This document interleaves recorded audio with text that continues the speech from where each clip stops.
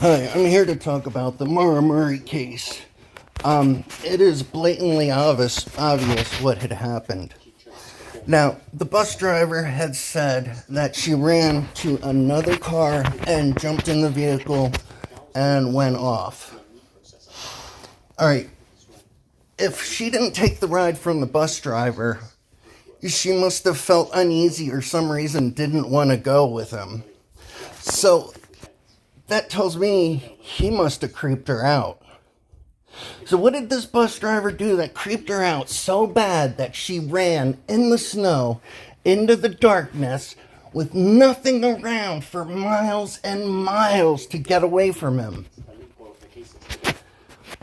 That tells me right there he did something. Now, this is the part that's kind of speculating, is if he did something that bad, he must have just really done something. If you're gonna do something that would creep a woman out that bad, you might as well just go for the gold and take her.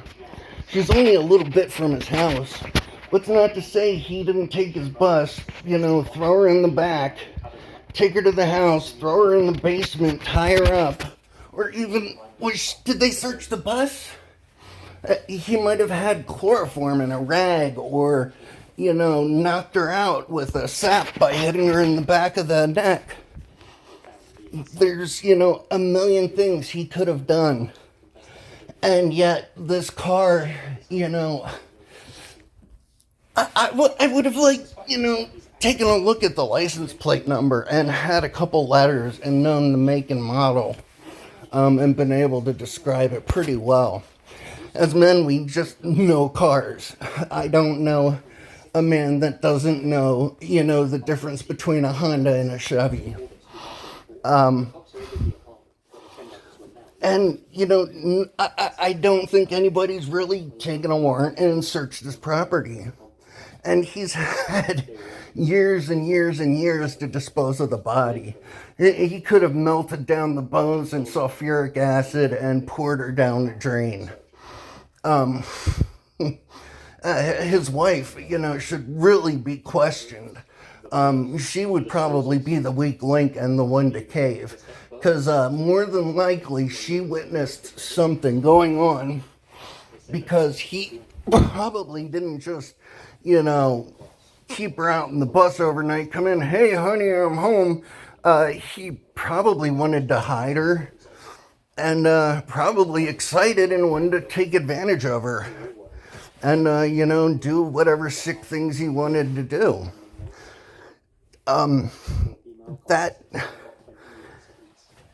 There's just nothing else that could have possibly happened. She was drunk, but even when you're drunk, you become, your inhibitions are, gone. You don't care as much. So, a creepy guy wouldn't have been so creepy. You don't get more fearful and scared when you get drunk. You get more courageous and blatant. If the bus driver had come up, said, hey, you want to ride? You want to get out of here, before the cops come? Yeah, sure. Because obviously somebody's going to drive by and call the cops. I would hop in, his vehicle, try to go to his house and get somewhere, have somebody pick me up or have him drive me to a town or any number of things besides running out into the snow in the middle of the night. That's that is such a stupid story. And it's always the last person that had seen the victim. He's the last person that saw her. He has such a bad story. She ran off into the night and hopped in a car and disappeared. That is just such BS. I don't know how the cops didn't see through it. And if this guy creeped her out enough that she ran this guy would have creeped the cops out too. And cops have that sixth sense, most of them do, after dealing with people for a long time. They can tell by your body language and how you're acting if, you are lying or being deceitful or telling the truth, or, if you're nervous or if you're calm, if you're courageous. They just are able to read body language and facial expressions. So, the cops should have went with their gut instinct. And I'm sure that this guy probably creeped them out. And I don't see how they couldn't get a warrant. Him being the last person that had seen her and having such a bad story, living close by. His wife was the only one there. He doesn't really have an alibi because nobody was there to watch what occurred. He should, take a polygraph test. There's not a reason in the world why he shouldn't be like, yeah, okay, I'll take a polygraph, no problem. Guilty people aren't scared of polygraphs. Well, some are smart people because they know a lot of times they're BS, but, 60 or 70% of the time they work well. The only way you can really get through them is if you, take Xanax or you practice, a certain technique of lying. How to lie on a lie detector test is when they ask you a question, where were you on the night of December 12th? You say, ask yourself, where was I on December 2nd? I was at home with my dog and my wife. And you answer your own question. You don't answer his questions. And that way you're not being deceitful. So, I guess I just blew up lie detector tests for, everybody. But this is, this should have been an open and shut case. The police should have just went, even if they had to go guns blazing into his house, into his garage, into his basement. They gave him 18 years to get rid of a body. Now she's gone. The evidence is gone. And therefore the case is gone. The only way that they'll be able to do anything is if they get somebody to crack, and that's his wife. And they need to assign a new detective, reopen the case, and go after his wife if she's still alive. And get him on a lie detector test.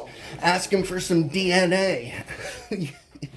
And say, oh yeah, we found some male DNA, on the car, and we took samples, and yeah, we need to test it.